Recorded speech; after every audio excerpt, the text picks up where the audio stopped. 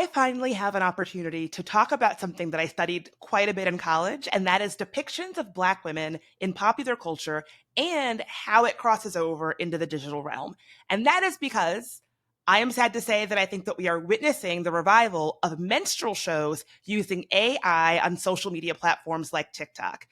Now, this is something I could talk a lot about as I was writing my thoughts for the outline for today's conversation. So, here with me to get into all of it is my producer, Mike.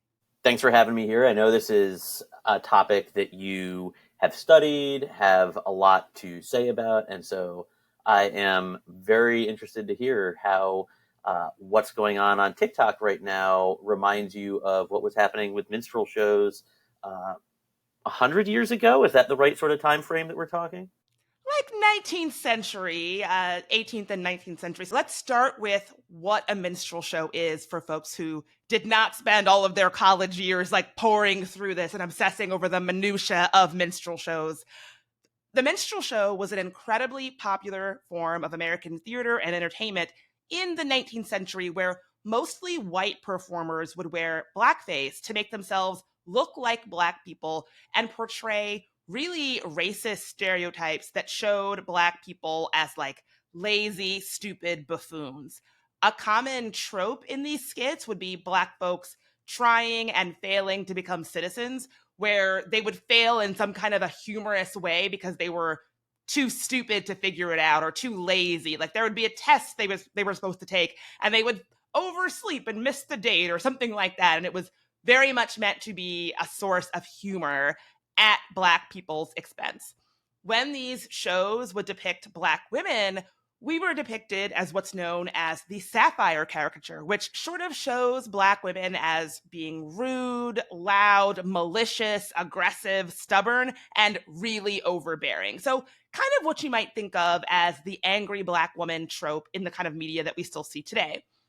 Now, while there were some Black people who did perform in minstrel shows, ironically, putting blackface makeup on their already Black faces to exaggerate their already Black features, which I always found to be interesting that you would have these black performers putting black drawing an outline on their lips to make them look more Black, even though they have Black features. I always found that to be kind of funny.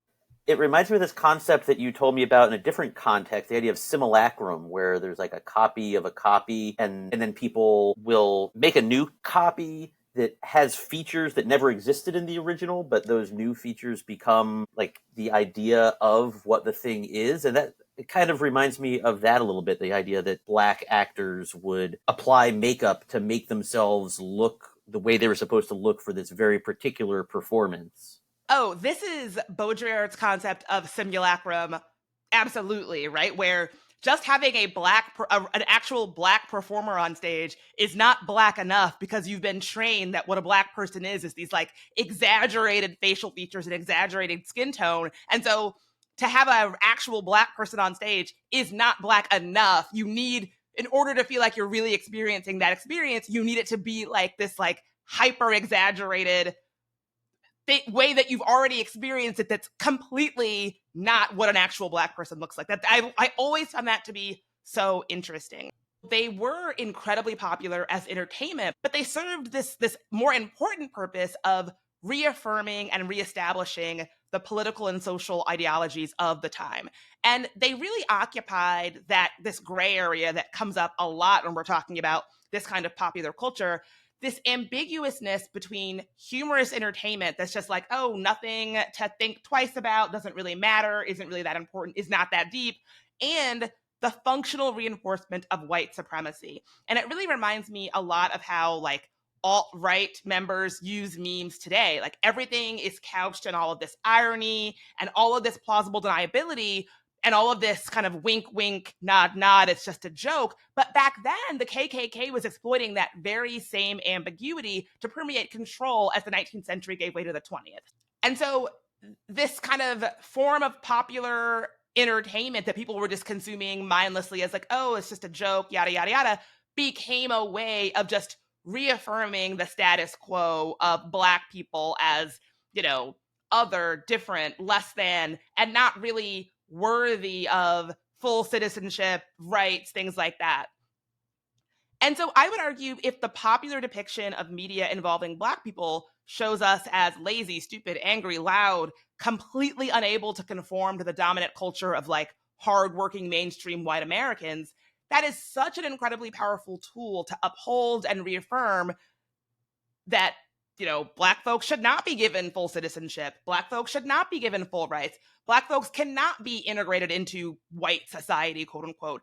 And it's almost kind of becomes this thing of like, oh, well, it's not that I hate Black people, it's for their own good. This attitude where it provides a kind of polite justification for things like segregation. Like a Black person would be overwhelmed if they had a job because look how stupid they are from what I saw on this minstrel show. It almost provides a kind of cover of these pretty grotesque political and social attitudes.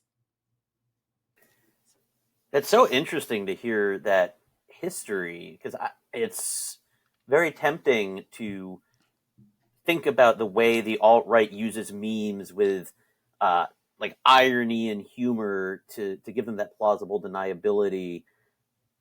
It feels new, but you're saying it's not new at all. It's been going on for well over 100 years, maybe longer.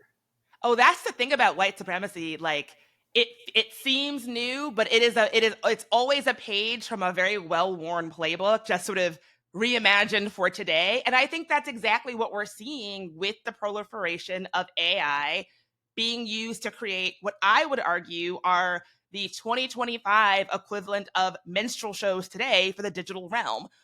So even though minstrel shows in theater died out, I would argue that they are having a comeback today in the digital realm. And just like those minstrel shows of yesteryear were used to affirm political and social ideologies under the guise of it just being entertainment and it not being that deep, I think it is no coincidence that we are seeing the rise of digital blackface, where non-Black creators are using AI to create viral skits depicting racist Black stereotypes all over TikTok today. So I think I've talked about it on the show, but I took kind of a deep break from TikTok after it was temporarily banned and then came back because I just kind of hated that entire thing. I hated how the platform put up that banner thanking Trump for like bringing back TikTok and his leadership.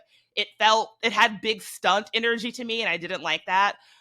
Also, by the way, semi-related, you might have saw in the news that Trump actually just recently pushed back the deadline to enforce a TikTok ban again.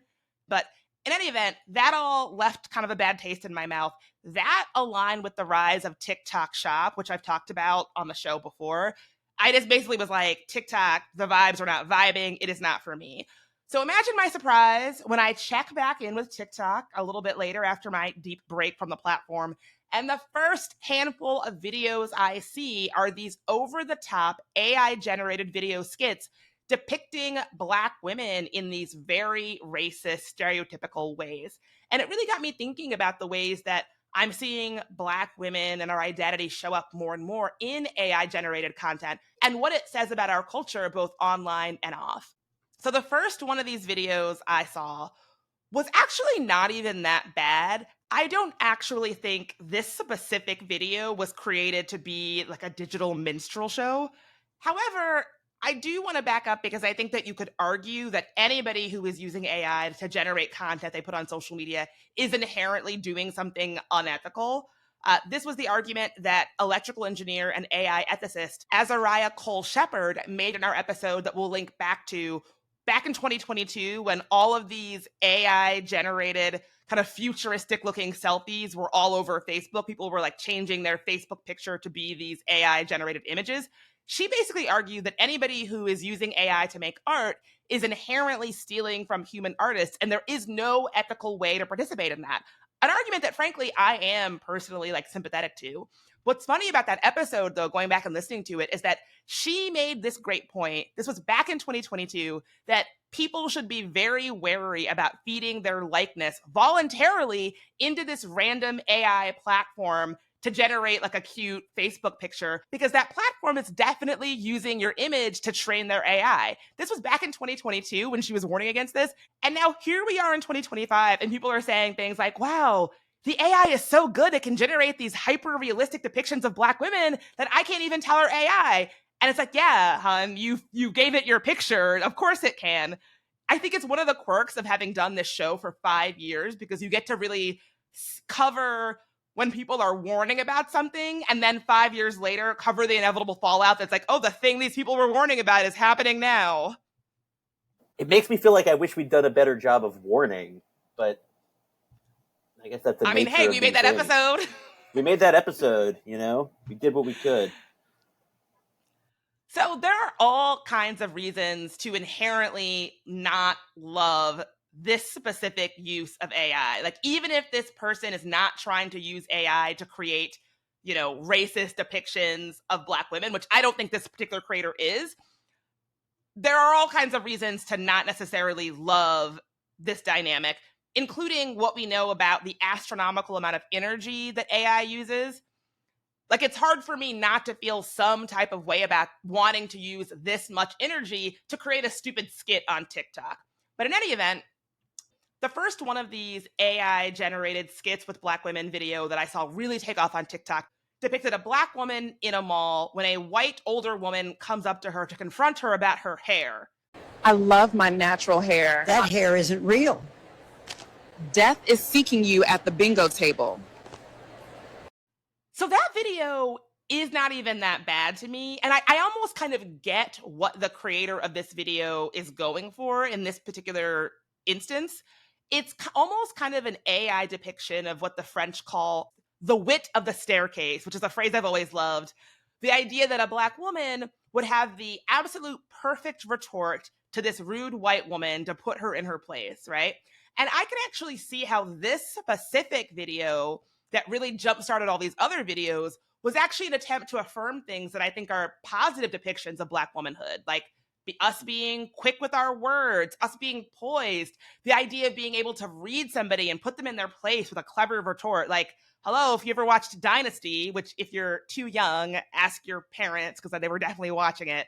Diane Carroll's character as this like classy, wealthy, take no prisoners Dominique Devereaux always knew what to say to use her words to put like wealthy white ladies in their place while remaining poised and classy and wealthy. Like, I think this is a video that is meant to evoke that aspect of Black womanhood, and I think it is meant to make us feel good, positive, be like, yay, this AI Black woman really knew what to say to put this white woman in her place. It was created by a Black creator who has said that he is interested in seeing more representation of Black identity in AI. I watched a little bit of a talk that he did at a conference about how to make money from AI, a point I want to come back to in a moment. But here's what he had to say. Beep. You can put, I'll add a timestamp of what to put. But basically, he says, I would look at AI and never see people who looked like me, and we need to change that. Beep.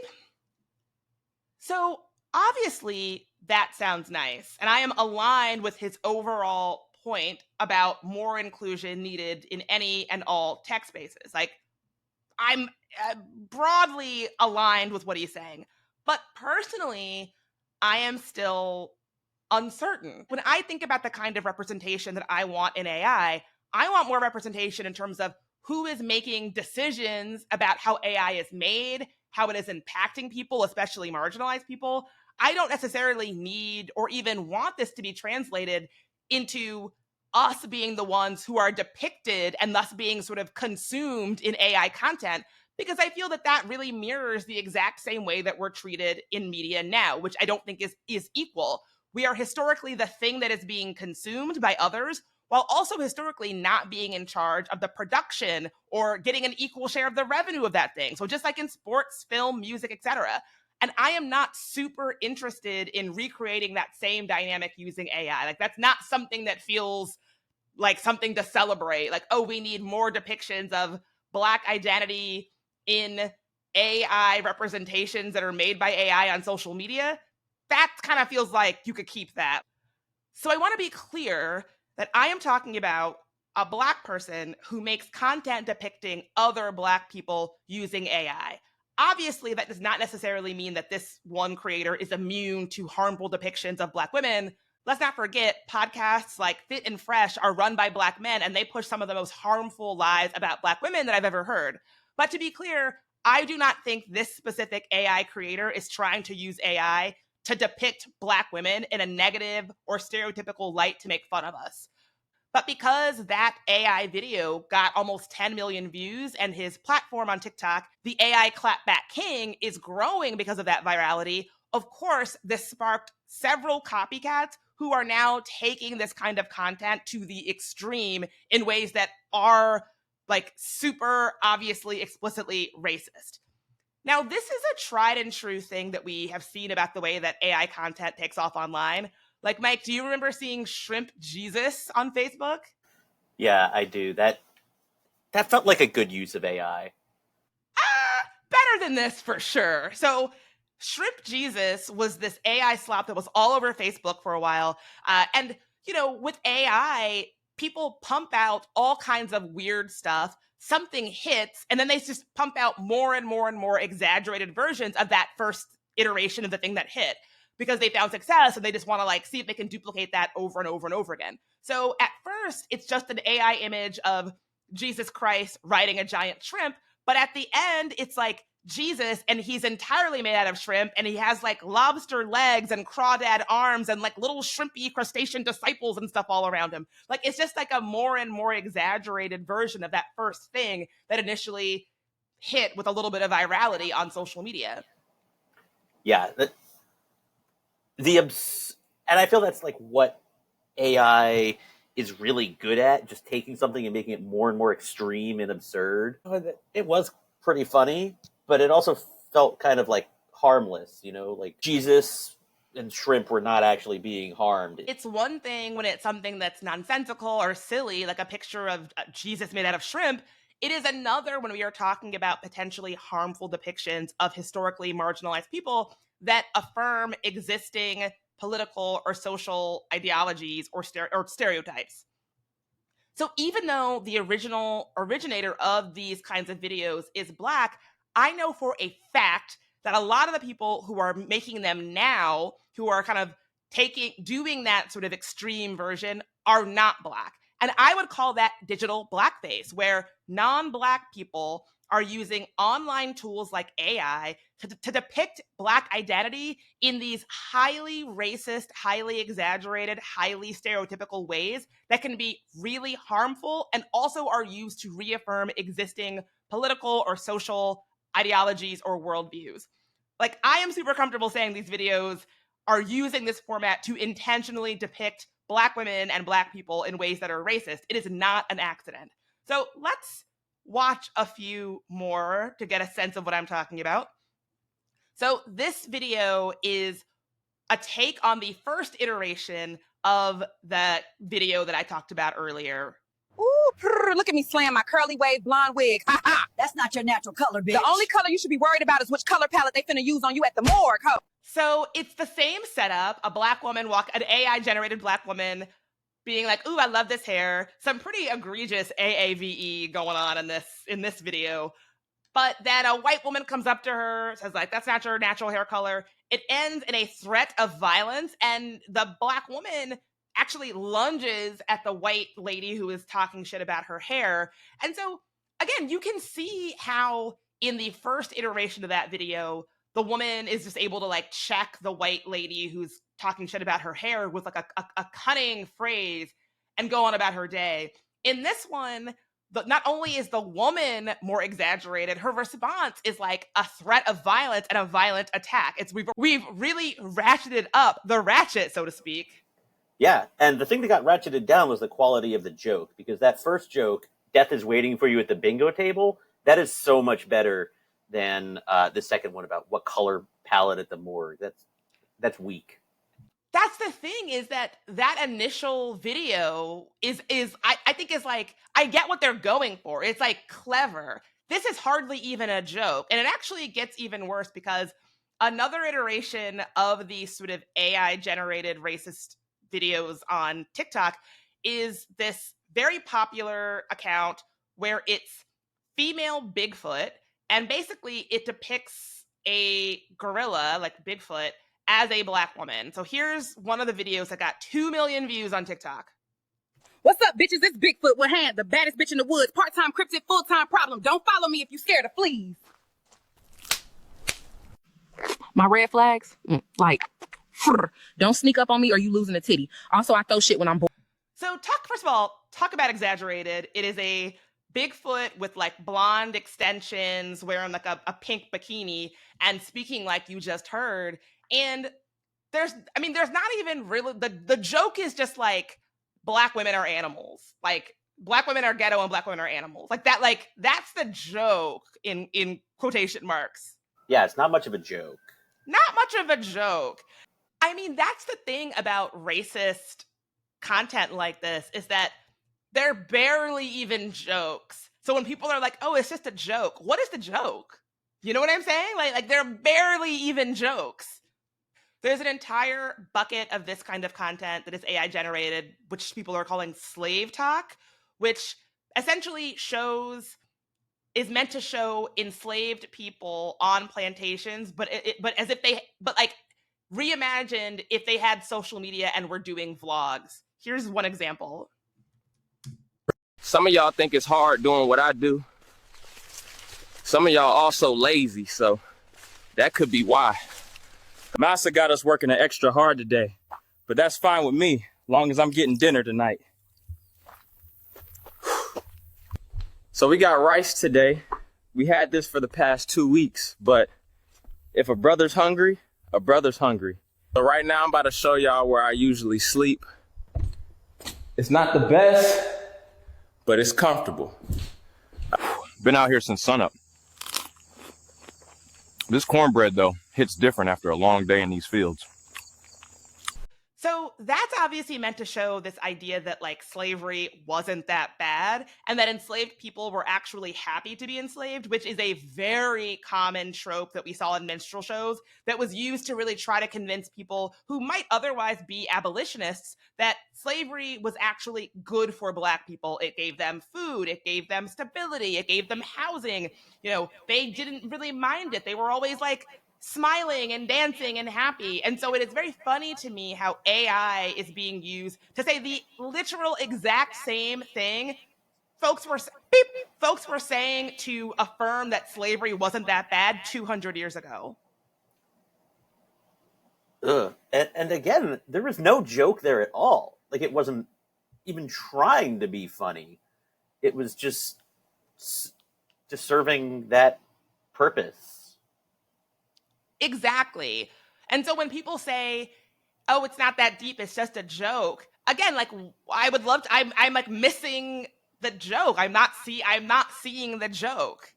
No, there was no joke. Some of these slave talk videos also depict enslaved people doing like very explicitly racist, stereotypical stuff like eating watermelon and drinking grape Kool-Aid, like over the top racist imagery. There's also AI videos of Black women eating lots and lots of fried chicken as part of like mukbangs, those videos where you eat a lot of food, and even AI generated criminals vlogging violent crime sprees. So as bad as those are, I will say that not all of these AI generated videos on TikTok are over the top, explicitly racist skits. Some are just really stupid, like AI versions of Tyler Perry morality plays. Like I saw one where it was a Black mom telling her Black daughter to wash the dishes, and the Black daughter was like, no, I don't want to wash the dishes. And it ends with her mom being like her mom's funeral, essentially. So it's a lot of like very simple morality play stories. If I'm being honest, like I hate to say this, but I'm sorry, it's just true. It's the kind of content that I know absolutely fucking hits with some people in my family. Like when I look at some of my auntie's Facebook feeds, it's covered with this kind of AI generated morality play skits, and they love it. They don't care that it's AI. They don't care that it's not real. They just like to see their worldviews reaffirmed in these skits. And again, I'm not talking about explicitly racist skits. Just if the worldview could be kids don't have any respect today. If that's a worldview you hold, if you're watching an AI generated garbage skit that reaffirms that, you're going to like it. One of the reasons why I am not super surprised by how popular this kind of content has gotten is because of the absolute chokehold that skit culture on social media had even before the rise of the AI skit that we're seeing now. It is something I have been screaming about for a really long time, how people were making money off of creating skits on TikTok and Facebook that depicted things that never happened. And I'm not talking about obviously fictionalized skits like you might see on Saturday Night Live or Portlandia. I mean skits that you see on social media that are intentionally blurring the line between fiction and reality to try to get viewers to think they are watching footage that somebody captured on their cell phone of something that really happened, even though they're not, even though these are actors in a skit that's been set up. Like, you've probably seen a million of these on social media and maybe not thought too much about it. Have you seen these?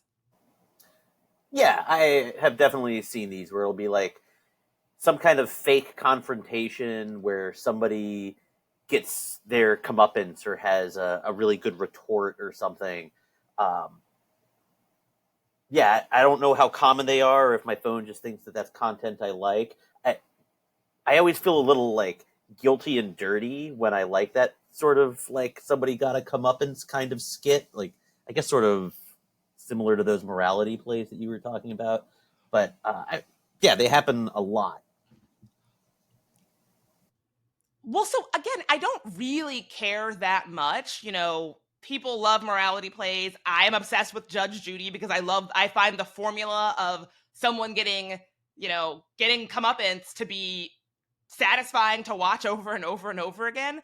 I don't love the idea of people not being able to tell a real situation from a fake situation and getting legitimately worked up over a fictional scenario or whatever. But I think where these skits go from really stupid to beep.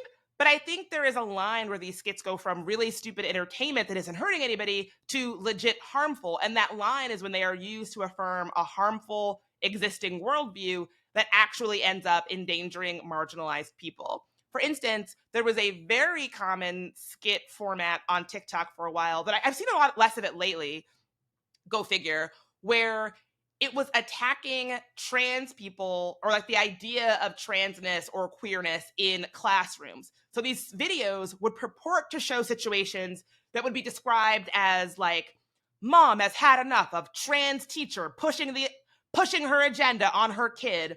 And then it would show a woman coming in and yelling at a teacher who we are as the audience is to assume is trans. But then you would see another video where you'd see that same woman that we were just told is an angry mom, but this time she's the parent of a but this time she's a trans parent who is yelling at a teacher for telling her kid the truth that there are only two genders or something. Like these incredibly staged skits in staged classrooms that are meant to affirm sort of an existing attitude around trans folks. And again, you can't act like this kind of content is popping off in a vacuum because it is actually happening against the backdrop of trans and queer folks being threatened, targeted, criminalized, and so on. So, of course, skit after skit after skit that makes them look threatening or foolish is going to be used to provide justification for the kinds of anti-trans bigotry that we see today, only masked as entertainment.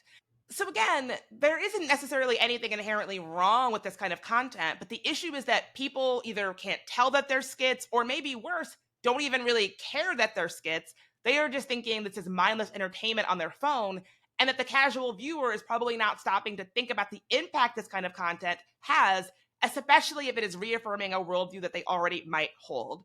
That's something we've talked about a lot on this show, is like one of the most dangerous aspects of AI is the way it's facilitating a further breakdown of people's ability to distinguish what's real from what isn't. I feel like that comes up again and again when we're talking about the risks and harms that are currently existing on the internet and potentially getting worse now that AI is just getting so much better, so much cheaper and more accessible. Exactly. And so with AI, you can really create this kind of content at scale. And if you already think that Black women are loud, ghetto, violent, etc., it sort of does not matter that these skits are obviously not real because they still reinforce that belief whether they are real or not. Like in the comments of one of those videos I watched of a Black woman threatening a white woman who was talking about her hair, someone in the comments wrote, "Why are they, all caps, so aggressive?" And, as a Black person on the internet, I know exactly who they is in that comment. And like, even though this video was AI, that does not depict any real human, Black or otherwise, it still reaffirmed the idea that Black women are like this. And that commenter's comment just further reaffirms that to anybody reading that comment. Now, not to get too down the rabbit hole more than I already am, because I can talk about this forever. Then I was thinking, like, is it possible that that comment is a bot? Like, dead internet theory, is this bots making bot content for bot commentators? Is it just like bots the whole way down? It does make one crazy, but also I don't think you're crazy for thinking that. There's a lot of bots, yeah. But maybe it doesn't even matter. Like if some human reads that comment, it still has an impression on them, regardless of who wrote that comment, what their intention was. This reminds me, this is an aside, but on Instagram, I made a video about not trusting AI content, and somebody left me a comment that was like, aren't pretty rich for you to say, aren't you AI? And I thought, and literally, I'm not even kidding, for a minute, I was like, am I? You would be the last to know. Like that's what I'm saying. Like I was sort of like, I thought I had a childhood and parents, and like I thought I like had gotten blood drawn at the doctor, and like, but then I was like, but if you've seen the movie Companion, which you and I watched together, so I know that you have, but like if you were AI, you probably wouldn't know you were AI. So that comment was like, am I AI? And then I have to say I was weirdly sort of flattered that she thought I was AI. But it's like, because I feel like AI is like this is probably revealing all kinds of messed up ways about the way I think, but I was like, oh, if I'm AI, that means like my skin must be looking good and my hair must be looking good and I must be sounding, well spoken or something. I'm not making all kinds of ticks and likes and beeps and bloops. Like I must be really like on my game if she thinks I'm AI. I don't know, Bridget. I don't think aspiring to be AI is the right direction here. I feel there might be some negative consequences of that. I'm not saying I'm aspiring to be AI. I just thought that getting confused that I am AI, because like AI doesn't get zits. AI doesn't have like bad skin. I was like, oh, this must be like I don't know. I was weirdly flattered, and it's probably not worth unpacking why I've had his. Let's just move on. We need to move on. This is unsettling. It's just what an AI would say. I feel like this every time I have to do a CAPTCHA. I'm so bad at CAPTCHAs. Oh, you're bad at CAPTCHAs to the point that I think that you are a robot. It makes me wonder. And the instructions often are like, confirm your humanity. And then I fail the test. It's like deeply threatening and upsetting. Oh my God. So, talk about like bots talking to bots. I'm AI. I'm making a podcast with my bot producer. Like it's all bots the whole way down. And it's all for that one human listener out there. I know. We know who you are. This is all for you. Okay, I got to get back on track here. So even if these are bots, responding to this commentary and it's all just bots the whole way down and, there's no human Black women being depicted in these AI generated viral videos, that does not mean that they aren't saying something about our culture. And just like that rise in popularity in minstrel shows was against the backdrop of a very real, very dark, difficult political and social climate for Black folks in the United States, coinciding with the rise of Jim Crow after the end of Reconstruction, I would argue that these racist AI skits are taking off in popularity at a time when Black people's contributions to history are being literally erased at the federal level. Black women, Black folks, folks of color, we are all being attacked and threatened in new and increasing ways every day.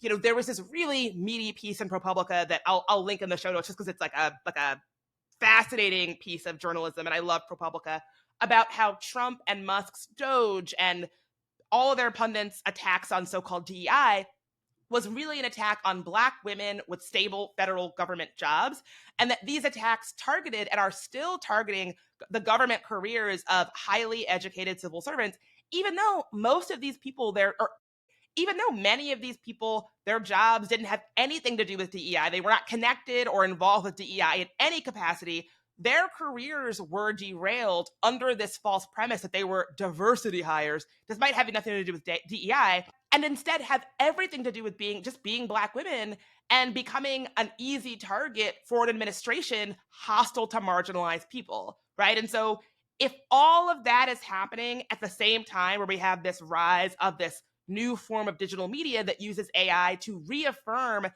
hurtful, harmful stereotypes about Black women like me, about how we're not able to behave ourselves in polite society, how we can't really figure out a way to solve conflicts without resorting to violence, how we really are like loud and obnoxious and stupid and aggressive and all of these things. When you hear about real life Black women getting pushed out of their stable employment, folks might think, well, maybe it's for the best because they're not suited for that work anyway. Just like we saw with minstrel shows of yesteryear. I do think that this kind of content, it's not a coincidence that this kind of content is rising in popularity against the backdrop of all of these other social and political attacks on Black women. It's simply using AI to reaffirm this worldview that real life human Black women are not self-actualized human beings. We're just a collection of tropes and stereotypes and caricatures who really don't have a place in like mainstream modern society. When you actually sit down and think about it, it's incredibly harmful and it contributes to an incredibly hostile environment for Black women, both online and off. That does make a lot of dark sense, when you think about that larger context of what's happening in our society at the same time that these videos are coming out. And it's not just that AI capabilities are getting better, but there's also these enormous changes at the federal level, like you mentioned, and it's not just the administration. I mean, there's so much, like it feels like white supremacy has been ascendant over the past few years, in pretty scary ways. And this AI is just being used to reinforce that. And there was a time when social media platforms were more aggressive than they are today, it seems, in fighting this kind of stuff. And we know that I think all of the platforms have really loosened, or in some cases eliminated their moderation around this stuff. TikTok also in a weird changing situation right now. But with these videos being so harmful, aren't they against TikTok's community guidelines? Well, not technically, but maybe. So these kinds of videos are not technically against TikTok's moderation policies because they do disclose that they're AI. However, TikTok's community guidelines do say that videos that traffic in stereotypes about protected classes are not eligible to be on people's For You page recommendations. However, since these videos are all over my For You page, TikTok is clearly not moderating these videos in that way. They could, but they're definitely not. Maybe they should. Maybe they should. I mean, I would argue that having a racist Bigfoot skit that depicts Bigfoot as a Black woman is probably not making your platform any better. You don't have to, say people can't make videos like that. I personally don't think people should make videos like that, but TikTok can allow people to make those videos, but they don't have to amplify them by putting them on people's For You pages, by allowing people to monetize them. There are all kinds of ways that they can illustrate that this is not something that we think makes our platform a better space, that is not preventing people from making these kinds of videos if that's how they choose to spend their time. Yeah, absolutely. Because we're talking about the For You page, the platforms are not neutral in deciding what videos get boosted and don't get boosted, right? Like every single platform is making active decisions about what types of videos take off and don't. And so if you're seeing that Bigfoot video, it's because they are actively deciding to allow it to be boosted. And not only that, as we talked about with the Jesus shrimp metaphor, when one of these videos gets 5 million views, 6 million views, it only encourages other people to make similar videos. So by allowing it to rack up lots of views on people's FYP pages, you are only ensuring that more people make this kind of content. And if it's not the kind of content you want flooding your platform, if I were running that platform, I'd probably do something about it, especially when you have multiple avenues of doing something about it at your disposal. So maybe this is a good spot to transition into the tech that's behind this, because even just a few months ago, I feel that AI video creation software from prompts really wasn't quite there yet, but it seems like something has changed that's allowing all of these videos to flood the algorithm. Well, that thing that has changed is probably Google's VO3, which is Google's latest AI video generation model, which is designed to create realistic videos from text prompts with the added capability of incorporating synchronized audio like dialogue, sound effects, and music. With this kind of technology, creators can push out content like this at scale. It came out about a month ago, and it's really been taking off since then. VO3 has really taken off with creators online trying to use this platform to create everything from AI skits to AI mukbangers to AI influencers. I am in a few spaces online for like women in AI, and so many of them are asking for help learning about how to create AI influencers that they hope they can monetize via brand deals, or even AI OnlyFans models to do like explicit sexual content. Side note, OnlyFans doesn't actually allow AI content unless it's from a registered human creator in sort of that person's likeness. So you couldn't just theoretically make an AI OnlyFans model and then start raking in money on OnlyFans. However, other similar platforms do have different rules around that. But in a lot of these spaces designed for women and other people to learn about AI, so much of it is like, how can I create an AI avatar or influencer to make money? Like people are treating this like a business enterprise. Makes sense. People would want to monetize this, and it seems like a good way to get rich quick if you could spin up 100 or 1,000 different influencers, all of them out there racking up followings and selling products. But are people actually making money from doing that? Great question. So there are definitely big name AI influencers who have been around for a long time, like the very first AI generated influencer, Little Michaela, who came out in 2016, who we've previously talked about on the show. I am certain that she makes tons of money for the people who created her, which is a duo. She has done brand deals for huge brands like Chanel. She's done like collabs with like human celebrities. She's huge. However, she was really the first one, and she's like the OG who's been in the game the longest. It has been difficult for me personally to confirm that normal people who have not been doing this since 2016 are making real money on AI influencers right now. Like 9 years later, when AI is more ubiquitous, I don't know that people are actually making real money from doing that. That doesn't mean that they're not. I'm just saying I personally have not seen any evidence of it. What I am seeing is people who are sort of betting that there is real money to be made soon and wanting to be ahead of the curve by getting in on it now and like learning about it now and setting it up now, which like I can't even really fault them for that. It makes sense to me. It's also kind of hard to say because so much of the conversation right now feels a little bit scammy. And by scammy, I mean it's a lot of pay me to teach you how to make money setting up an AI influencer vibe. So everybody is talking about how much big money they're making, how much money there is in this enterprise, and all of that. But I cannot say that I have personally seen evidence of all of this big money made. And of course, if you're trying to get people to pay you because you're the expert in making money at something, of course you're going to say, oh, the business is booming, I'm making so much money hand over fist. I cannot confirm that. I can't deny it either, but I cannot confirm it myself. And it does kind of remind me of the way that people talked about other kinds of online side hustles to make money, like drop shipping or creating Canva templates or creating online courses that you sell. Like everybody was really looking for a way to passively generate money online. And so you would see all of these side hustles popping up all over social media. And then eventually the hustle will turn into, I'm not selling Canva, I'm selling a toolkit to teach people how they can make money doing Canva. And that I always sort of sniff that out as like a little bit of a get rich quick scheme. And so I'm not saying that nobody out there is making money off of AI influencing, but just something about the way people are talking about it gives me pause.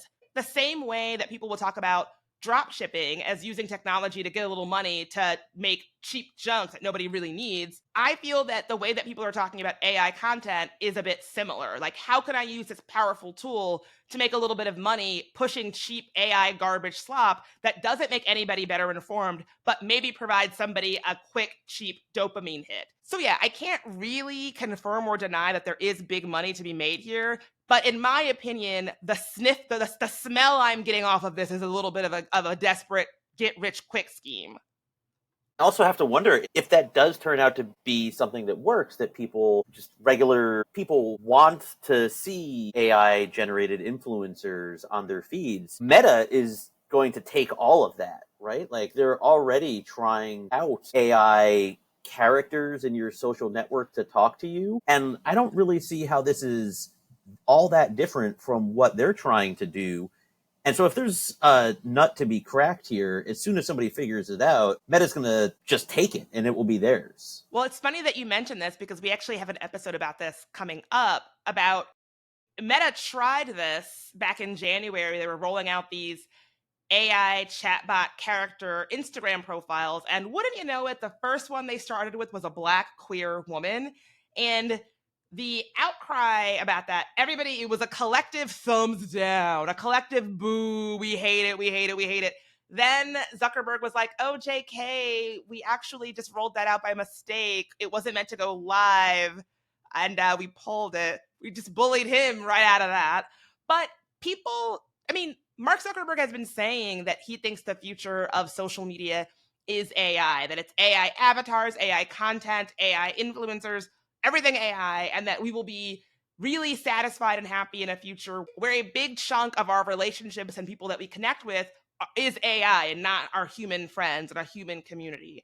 And so I do think like it does seem to be the future that tech leaders who are poised to make more money on it are pushing for sure. Whether it's a future that people actually want, whether it's a future that solves an actual need or creates actual value, I don't know if I agree with that. And I just kind of hate that the big use case of AI that people are jumping all over right now is like, how can I displace Black human creators and voices to make AI creations that traffic and harmful racist stereotypes to make a quick buck? To be clear, Meta's Black woman chatbot also, I would argue, did traffic in stereotypes. Like, she spoke in AAVE. She was really, for someone who is not human, really taking a lot of liberties around Black identity. And yeah, so I do think it's all kind of related in terms of like, it's not just, you know, Joe Blow AI content creator. It's also Mark fucking Zuckerberg. Right. So many people want all the value of an expansive capitalist enterprise without the expense of humans being part of it. But if that's what the world is heading towards, the ordinary people who are trying to hustle and like throw together an AI avatar, they're not going to be the ones who benefit from that. It's going to be the Zuckerbergs and the Musks of the world. Absolutely. And already tech leaders are betting on this being the future of content. So last week was the end of the Cannes International Festival of Creativity last week. And the CEO of YouTube, Neil Mohan, spoke. And basically he said that YouTube is doubling down on this as the big bet for the future of creators on the platform. For YouTube Shorts, they are going to be partnering with Google's VO3 AI generator. So it's going to be like a one-stop shop for easily creating this kind of AI generated video content. And so you're absolutely right that tech leaders are really betting on this being the future of the creator economy. Yeah, a creator economy without creators. Well, so, that black creator who made the first big viral Karen video that we were talking about, the one that I was like, oh, it's not so bad. He actually thinks that more people need to be using AI to make depictions of Black women and Black people that are not rooted in stereotypes. He actually created a kind of AI call to action wherein these Black AI avatars all came together to demand better representation of Black AI avatars. Even talking about this kind of makes me feel like I'm stoned. Like I just don't know how I feel about this. And I guess I do want a future where we can expect thoughtful AI depictions of ourselves that are not rooted in harmful racist stereotypes. So I applaud this creator for being interested and invested in the way that Black folks are depicted using AI. However, I also want a future where we can expect better for ourselves than just a more thoughtful, nuanced depiction of ourselves in this AI that, like, we know is displacing and threatening actual Black folks in places like Tennessee because they use so much energy, right? Like, I don't know that this is the kind of representation that I actually want when it comes to AI. I'm glad he is starting the conversation, but something about this just doesn't feel like liberation to me. So it seems like Google's new tool is allowing this to happen. Do you see them doing anything to try to rein this in? So this was a question that was posed by the TikTok creator Robert Tolby, whose video really helped me in like working through and thinking through all of this. He said that he didn't really see Google doing anything about this because there is nothing that might impact Google's bottom line financially, nor provide them any kind of meaningful bad press. Even though there are certainly ways that Google could keep their platform from being used to create this kind of imagery. Maybe not entirely, but there are some guardrails they could do. I get that it might not be super simple. Like, I remember when DALL-E first came out, the guardrails were really over the top to the point where it was difficult to get it to generate any images of Black folks at all. So clearly that's not the right solution. But facilitating infinite copycat videos where each copy gets slightly more racist and extreme than the one before it is not a solution either. It's like the opposite of a solution. And as a company who is making this kind of technology, Google really does have the responsibility to make sure that it's not being used to like increasingly harm us. And I guess that is one of the reasons I wanted to make this episode. I think that the leaders at Google know this kind of thing is like being used to harm marginalized people, but it's not like Black women really have a loud voice when it comes to technology. So what kind of bad press could it really get them, right? Probably not a lot. I think that is the calculation being made. But I think that they should be legitimately embarrassed that this kind of technology that they are making and banking on being the linchpin of the future of our global economy is being used to create this kind of garbage right now. Like, why are we not associating Google with these racist AI Black Bigfoot videos that Google is being used to create? Like, it is their creation, right? Like, why are we not associating these two things? I think that we should be. Like, if I had a direct line to Sundar Pichai, the head of Google, I would show him these videos and I would ask him if this is what he has in mind for the use of this tool. And does he think that creating AI Bigfoot as these racist caricatures of Black women like me is making the internet a better place for Black women like me who are human and actually have to show up on the internet every goddamn day? Like, that is the question I would ask him. Do you think that your platform is being used to create a better internet for me? If anybody knows him, my DMs are open. And it really does remind me of minstrel shows, because when minstrel shows were going on, it wasn't just the theater itself, right? That was a big part of it, but it was also an entire manufacturing enterprise where people made very good money selling racist blackface figurines as novelties. The New York Times spoke to David Pilgrim, the founder of the Jim Crow Museum of Racist Memorabilia at Ferris State University in Michigan, who said, they were everyday objects which portrayed Black people as ugly, different, and fun to laugh at. They were, in a word, propaganda. And that is exactly what I think these AI-generated racist videos are. People love to talk about racism like they're talking about fucking just a vibe in the air, right? As opposed to a system that specific people are personally perpetuating because they are making money from it. And I simply do not see how Google letting creators make this kind of content is any different. And we should be talking about it exactly like that.